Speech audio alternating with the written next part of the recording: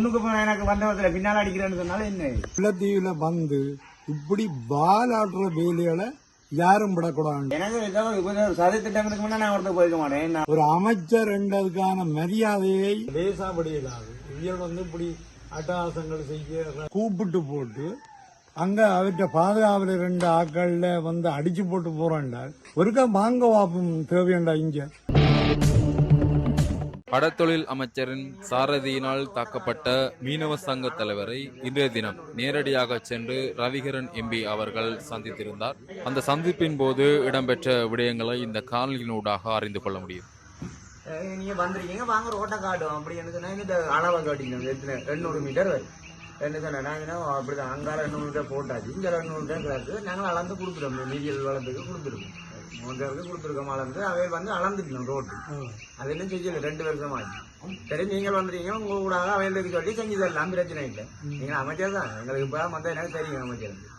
சரி வாங்க, இந்த ரோட்டை காட்டுறேன்னு உங்களுக்கு சரி. நான் நேரம் அங்கே போயிட்டேன் தனித்தம் போன அப்புறம் இன்னைக்கு இருந்தா என்னென்னு வந்து அடிச்சு போட்டு விட நான் பக்கத்துல தான் சொன்னாங்க. டிரைவர் தானே அடிச்சுட்டு போய் உள்ளுக்குள்ள ஏறிட்டு நின்றது. 4 பேர்ல ஒரு ஆள் போயிட்டாரு, மற்ற ஆளு அதுக்கு பிறகு வேறு வந்தாரு. அப்ப அமைச்சராக்கள் இல்லையா? வேற உடனே ஏறி போயிட்டு அடிச்சவன் எல்லாரும் நின்று பார்த்துட்டு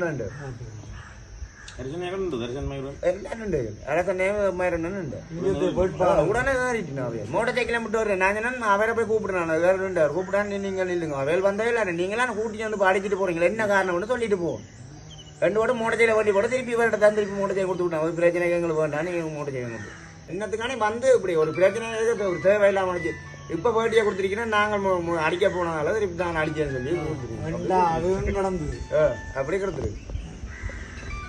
எனக்கு நாங்களே அடிக்க போகிறோம் சொல்லி உங்களை பிள்ளையானு சொன்னா சரி நீங்கள் காய்ச்சி போட்டு சரி செய்யறோம்னு போயிருக்கலாம். நாங்களும் அங்கே போயிட்டு நீங்கள் இங்கே நிற்கிறீங்க, திருப்பி வந்து காய்ச்சி போட்டு தான் எனக்கு வந்து அடிச்சது. அங்கால போய் அந்த வேட்பாளர் வந்து வேருக்கு தான் போன அடிக்கிறது. நாங்கள் மன்னிப்பு கேட்குறோம், எங்களுக்கே தெரியாது வேலை அடிச்சது. இந்த வேட்பாளர் வந்தது அது இந்த ஊரில் ஆகிருக்கா. அப்போ அவைகளுக்கு தான் தெரியும், ஏன் கூட்டி வந்தீங்க மிரட்டு வந்தீங்க அடிக்கிறது சொல்லி அவளுக்கு தான் தெரியும். அவையில் கேளுங்க இல்லை அவருக்கு பிரச்சனை தாங்கள் பொழுது கொடுக்கல, அது சரி நடந்ததே தெரியாது. அவைகள் வந்தது அடிச்சுட்டு அவர்கள் நின்றா காட்டு அடிச்சது எங்களுக்கு தெரியல. அதுக்கு நாங்கள் மன்னிப்பு கேட்கணும், அவர்கிட்ட கேட்டுவோம். பிரச்சனை இல்லை, நாங்கள் பொழுதுக்கு போவோம், நாங்களும் போக மாட்டோம், நீங்களும் போவாங்க, எங்களுக்கு பிரச்சனை இல்லை குடும்பம்னு சொல்லி இருந்ததா அப்படியே விட்டு அதை தூக்கி மழைக்க அப்படியே சொல்லி அனுப்பிட்டோம். அப்படின்னாங்க வேற அவையாளர் ஒன்றுமே எங்களுக்கு இது வரைக்கும் போய் அடிச்சு கேட்டுனாங்க. கேட்கத்தான் தாங்களுக்கு சம்பந்தமாக அது தவறாக நடந்துட்டு அவரும் வந்து அவருக்கு நடவடிக்கை எடுத்தார் சொல்லி இயல் சொல்லி அமைச்சர். அப்ப லேசாபடியிலாது இவர்கள் வந்து இப்படி அட்டகாசங்கள் செய்யறதுக்கு நாங்கள் இப்படியே இதுதான் எங்களோட நிலைமையா வந்துட்டு திடீர்னு கலைக்கிறாரு இப்படி செஞ்சுதாங்க ஒன்று கேட்கறதும் எங்களோட கடமை அவைகளுக்கு என்ன அவைக்கு பல சொல்றதான். அங்க கதைப்போம் என்னன்னா புதுகள் வந்து ஒரு ஏற்றுக்கொள்ளக்கூடியதே இல்லை. இது தனிப்பட்ட எனக்கு வீட்டை கட்டித்தானே நாங்கள் இந்த ரோட்டை பார்க்கவே தெரியும் உங்களுக்கு. இதில் எவ்வளோ கஷ்டப்படுறோம் நாங்கள். அதை வாராளத்துக்கு நாங்கள் அதை காட்டத்தானே வேணும். அதை விட நான் பேசாமட்டேன்னா கூப்பிட்டு தான் நீங்கள் கதைங்க சொன்னீங்க. எனக்கு இப்போ சதி திட்டங்களுக்கு முன்னா நான் ஒருத்தர் போயிருக்க மாட்டேன். நான் அவங்க கூட்டி வந்தவங்க கழிச்சிட்டு போயிருப்பேன். ஒரு எங்களை தம்பி அதில் கூட்டி வந்தார், அவர் கழிச்சிட்டு போயிருப்பேன். ஏன்னா அந்த இடத்துக்கு நாங்கள் போகாட்டி ஒரு அமைச்சர் வந்திருக்காருன்னு சொல்லி திடீரென்று நான் அவரோட முரண்பட்டு அதில் வச்சு அடிச்சிருந்தா கூட அது நான் பிரச்சனை லேட்டு பண்ணேன்.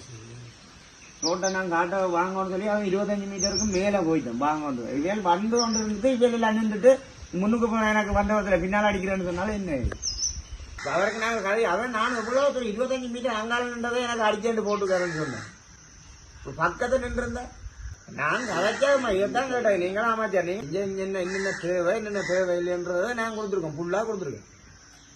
திடீர்னு நீங்கள் அமைச்சர் வந்திருக்கீங்க, சரி 2 பேர் தான் வந்திருக்கீங்க. நான் உங்களை கண்டபடியாக தான் தெரியும் எனக்கு நீங்கள் அமைச்சர்.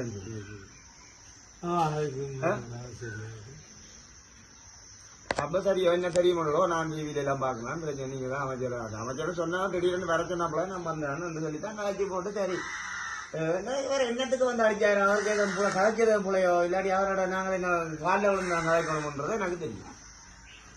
அடிச்சதுக்கான ஒரு காரணம் தெரியாது, இல்லாட்டி இவருக்கு வேறக்கு முன்ன எங்க தெரியாது. இப்ப இருக்கிற வேட்பாளருக்கும் நான் ஒரு வயலுக்கு எதிரியா இன்னொன்று தெரியுது.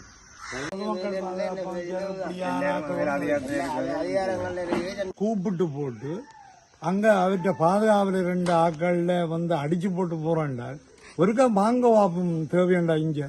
இப்ப கேப்பாப்பிலவு பகுதியில் நேற்று முன்தினம் மீன்பிடி அமைச்சர் இந்த பகுதிக்கு வருகை தந்தபோது செபஸ்தியான் பிள்ளை சுகிர்தன் என்று இந்த மீனவ பிரதிநிதி சங்கத்தின் தலைவர் இந்த பகுதியில் நின்றபோது அவர்களாக வந்து கதைத்து விட்டு அவர் இந்த குறையை சொல்லியிருக்கிறார். இந்த வீதிகள் என்ற குறையை பலகாலமாக இந்த வீதி பழுதடைந்திருக்கின்றது, இந்த மக்கள் பாவிக்க முடியாத நிலைமையில் காணப்படுகின்றது.